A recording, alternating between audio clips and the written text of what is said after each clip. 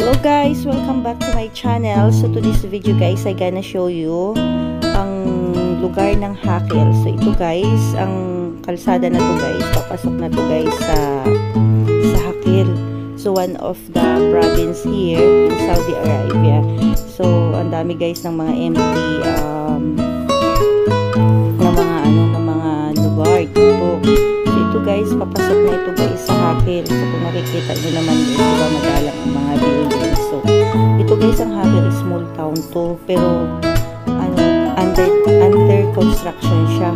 Meaning to say, marami pa ng mga bahay na o mga building na ginagawa dito. So ayan guys, kung makikita nyo naman yan, diba guys, ang lawak talaga ng lugar na to. So ito guys, part pa ito guys ng Neom City. Isa sa mga lugar din dito na dinidevelop. So marami dito guys ng mga hotel, mga beach. So makikita mo naman na siya, kumbaga puro dagat halos dito guys. Yung sa right side mga bundok, sa left side mga dagat. So nakikita nyo naman yan guys, yan. Dito kami guys sa taas. Ayan. So 'di ba ang ganda na guys ng beach. Yan. So ang ganda. Tapos guys, yung mga na yan, yung mga nasa baba, mga hotels yan siya guys. Mga hotels. So actually guys, nag-inquire nga ako dyan.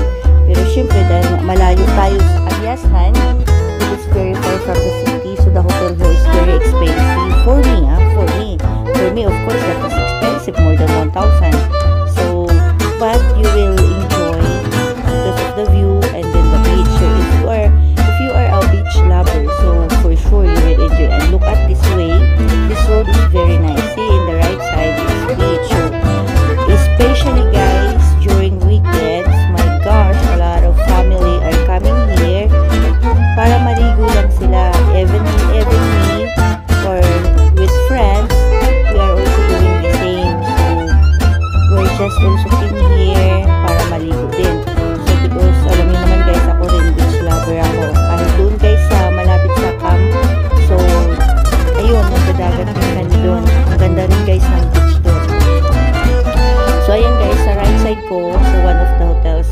By the way, so bakit kami pumunta dito? Because we are searching a hotel or a party hall where we can do some party this coming end of month. Because one of my colleague, so gusto namin na ayan guys, gusto namin mag-party. Ayan yung hotel na yan. So I think pumasok kami dyan sa video na to. Yan, yung hotel na yan. Kasi nag-inquire ako. So inside, ang pinakamura nila dyan is 500. Kasi imagine, it is a standard room, no coffee, no water, no free. It's 500 only for 1 week. So pabalik-balik ako dyan kasi walang may sumasagot, walang tao sa reception.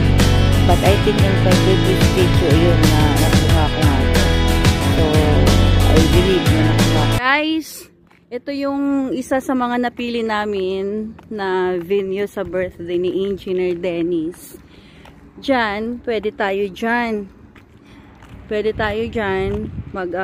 mag-accommodate ng area. So ito yung rooms dyan. So sa rooms bawal lang bisita. So pero dahil nga gusto naming kumuha dito or napili namin, so kailangan namin mag-book dyan ng isang room. So ayan, so meron dito guys ng tent yan. Tapos yan, pwede pa tayong maligo dyan. So, yan yun. So, which is maganda naman siya. Yan, ito yun. Ang ganda, diba? Diba? Ang ganda, So, feeling ko makakaligo pa tayo dyan, guys. So, okay naman siya dito lahat. Ganon. Yan yung hotel. So, pupunta kami doon sa loob.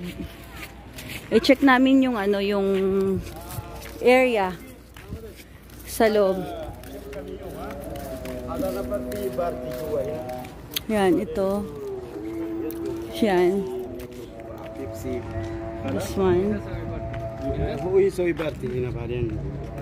Engineer party. Here. Yan. This one. So, ito na yon. Yan. Ganda. Can we go inside? Okay, so let's go inside. Kailangan natin tingnan ito.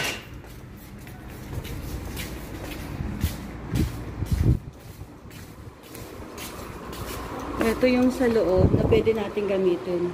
Yan, libre tayo dito guys na mag-upo. Yan dito. Yan, ito. So dito tayo. Yan, ito yun. So, nakita nyo naman yan kung gaano siya kaganda. So, ito. Yan yung entrance. Sa labas, oh. Punta dito. Yan. See?